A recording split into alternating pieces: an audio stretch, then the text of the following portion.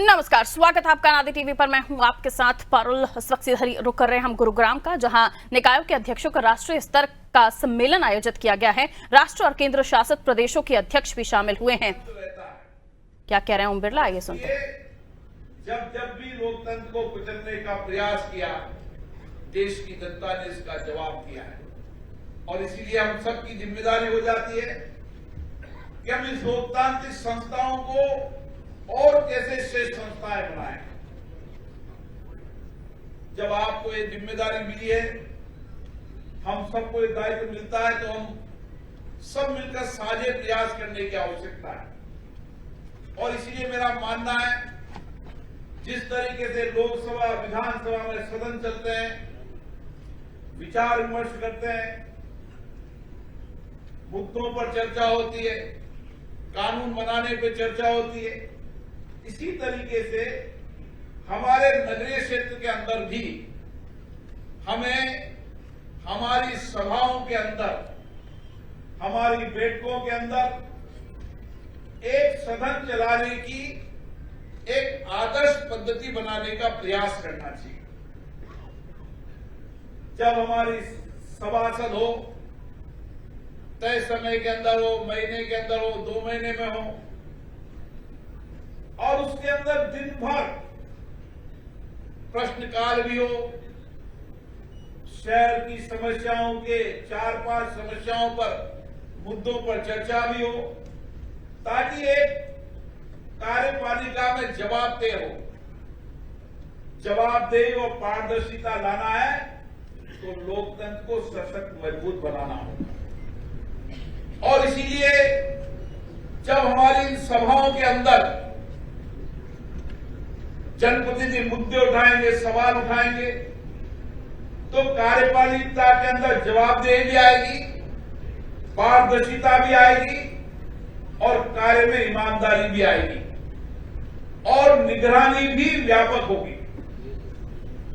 मैंने कई बार देखा है कि कई नगर पालिकाएं, नगर परिषद, नगर निगमों के अंदर साल भर के अंदर बैठक नहीं होती और एक बजट बैठक होती है, वो भी आधे घंटे के अंदर खत्म हो जाती है। कहीं अगर बैठक भी होती है तो मैं पढ़ता हूं कि आधे घंटे में हंगामे से बैठक को स्थगित किया, एजेंडा पास हो।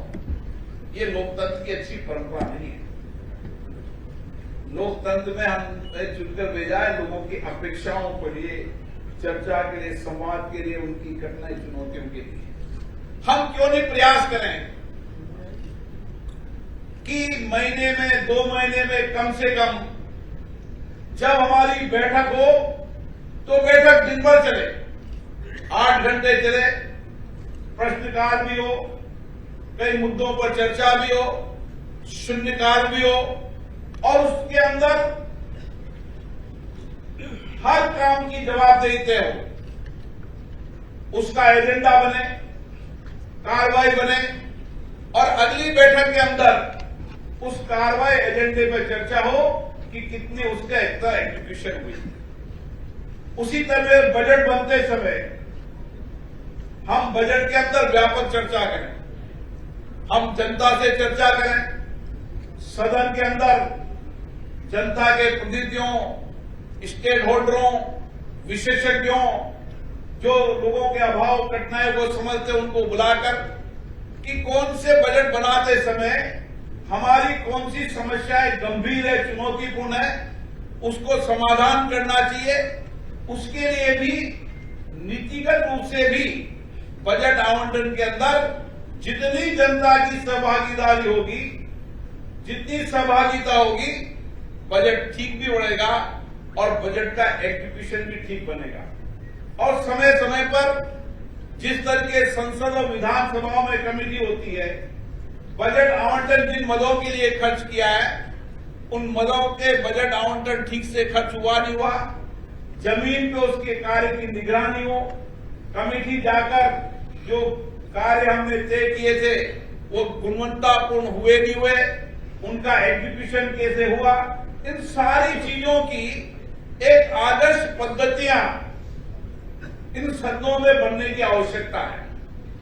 मैं मानता हूं ये चुनौतियां हैं। एक समय आया था जब राज्य की विधानसभा और लोकसभाओं के अंदर लोकसभा और विधानसभाएं हंगामों की भेंट चढ़ जाती थी। लोकसभा या राज्यसभा के अंदर सभाओं को बाधित करने में ही राजनीतिक दल श्रेय मानते थे और अखबार की सुर्खियां भी आज सदन स्थगित हुआ ये सुर्खियां बनती थी। मैं 16वीं लोकसभा से 17वीं 18वीं लोकसभा को देख रहा हूं। इसी 16वीं लोकसभा के अंदर लोग तथ्या लेकर आते थे, सदन स्थगित करने के लिए प्रयास करते थे। कई दिनों तक सदन स्थगित होता था। 17वीं लोकसभा के अंदर भी ये परपाटी चली, लेकिन 18वीं लोकसभा में बदलाव आया कि सभी सदन के सदस्य, सभी राजनीतिक दल के लोग विचार करने लगे कि सदन स्थगित नहीं होना चाहिए और राजनीतिक दल में आपस में विवाद होने लगा कि सदन स्थगित होने से हम जनता की अपेक्षाएं, भावनाएं, कठिनाइयां, चुनौतियां ठीक से नहीं रख पाएंगे। इसलिए सभी राजनीतिक दलों ने प्रयास किया कि सदन चलना चाहिए, सदन स्थगित नहीं होना चाहिए, क्योंकि उनके मान्य सदस्यों ने ये विचार व्यक्त किया कि सदन स्थगित हो जाता है तो हम जनता की भावनाओं को नहीं रख सकते। हमें भी हमारी सभासदों के अंदर जनप्रतिनिधियों से चर्चा करना चाहिए, सभी राजनीतिक दलों के लोगों से बात करना चाहिए कि सदन स्थगित करना या सदन में हंगामा करना, इससे श्रेय नहीं मिलेगा और धीरे धीरे समाज भी समझने लगेगा। आप अपनी चर्चा करें, संवाद करें, बातचीत रखें, क्यों नहीं ऐसी परंपरा लागू हो और हर राजनीतिक दल मर्यादा बनाने का प्रयास करें। ये कठिन है, चुनौतीपूर्ण है, लेकिन अब समय बदलाव का आ गया है। अगर लोकतंत्र को मजबूत करना है, लोकतांत्रिक संस्थाओं को सशक्त और जवाबदेही बनाना है, तो हमें सदनों को ठीक से संचालित करना ही होगा। सदनों के अंदर व्यवधान, गतिरोध, ये कम करने का प्रयास हमें करना चाहिए और राजनीतिक दलों से भी जो गतिरोध पैदा करते हैं, जो व्यवधान पैदा करते हैं, समाज उसी तरीके का जवाब देगा। इसलिए हमें उसके लिए प्रयास करना चाहिए और मेरा मानना है कि आप सबसे ज्यादा नजदीक जनता से जुड़े रहते हो और इसलिए आपको हमेशा प्रयास करना चाहिए कि आपके पूर्वजों ने किस तरीके से उस नगर निगम में बदलाव किया। हम सबको ये पता है कि सरदार वल्लभ भाई पटेल आजादी के पहले अहमदाबाद म्युनिसिपल काउंसिल के चेयरमैन थे। ऐसे कई नेता थे जो नगरीय सरकारों से निकलकर देश और राष्ट्र के नेतृत्व करने की क्षमता है। हमारा राजनीतिक नेतृत्व अगर निकलेगा तो आप में से निकलेगा, आप में से सशक्त नेतृत्व निकलेगा। इसलिए आपकी कार्य पद्धति, आपका कार्य,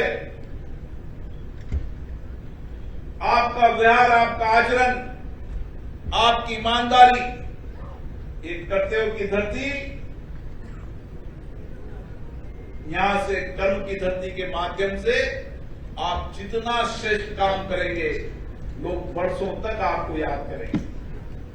लोग वर्षों तक कहेंगे ये चेयरमैन साहब आए थे, ये वार्ड पार्षद आए थे, जिन्होंने हमारे शहर को बदलने का काम किया, मेरे वार्ड को बदलने का काम किया, जनता को साथ लेकर काम किया। हमें जनजागरण से बदलने की आवश्यकता है। भारत के प्रधानमंत्री जी ने जब आह्वान किया कि देश को स्वच्छ बनाना है, तो लोगों में जागरूकता, परिवर्तन आया। समाज को बदलाव करने के लिए, समाज को आंदोलन बनाने के लिए देश की सबसे छोटी लोकतांत्रिक संस्थाएं सबसे मजबूती से काम